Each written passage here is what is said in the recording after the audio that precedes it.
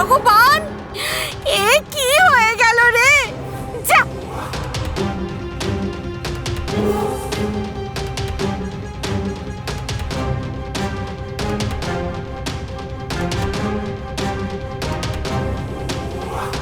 ঠাকুরের ওই হলুদ তো আমাদের মঞ্জরি আর নাগেশের গায়ে লাগাচ্ছিল। হে, ছি ছি ছি ছি ছি ছি ছি।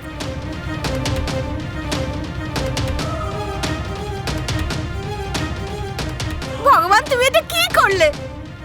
শেষমেশ ওই গাইয়া মেয়েটার গায়ে হলুদটা পড়ে গেল।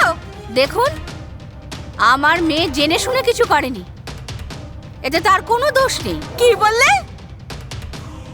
ওর দোষ নয়, আমাদের দোষ না?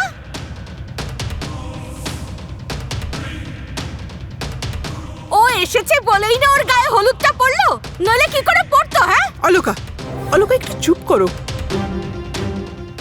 সুলগ্না একদম ঠিক বলেছে। এখানে রুদ্রের কি দোষ? ও কি করেছে? তোমরা শুধু রুদ্রিকেই দেখতে পাও, আমার মঞ্জুরিকে দেখতে পাচ্ছ না? দেখো তো ওর মুখটা কেমন শুকিয়ে গেছে। তাকে নিয়ে তো তোমাদের কোনো চিন্তা নেই।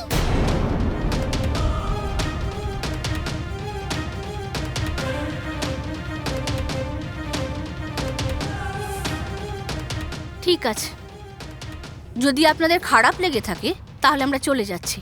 যাও তো। আর তাছাড়াও আমরা নিজে থেকে আসিনি, আমাকে নিমন্ত্রণ করা হয়েছে। রুদ্রে, চল। কাকিমা,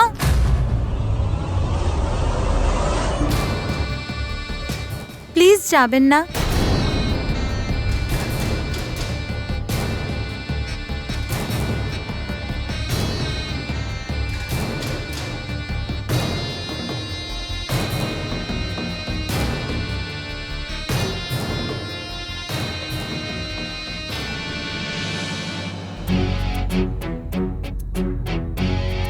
কাকিমা, আজকে বাড়িতে এত বড় আনন্দের দিন, আপনারা এরকম মন খারাপ করে চলে যাবেন আমার একদম ভালো লাগবে না।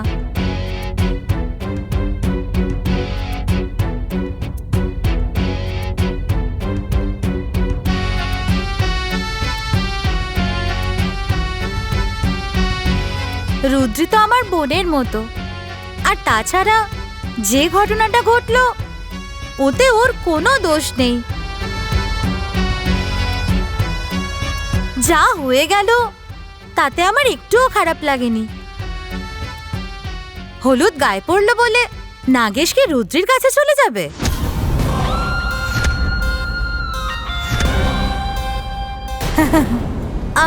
মানে আমি বলতে চাইছি যে নাগেশের বিয়ে তো আমার সাথেই হবে। এগুলো তো শুধু অনুষ্ঠান। মঞ্জুরি একেবারে ঠিক বলেছে। তোমরা কেউ চিন্তা করো না। কুহু, হ্যাঁ বড় মা। যা রুদ্রিকে রুমে নিয়ে যা, ওখানেই ধুয়ে নেবে। যা মা। হ্যাঁ বড় মা।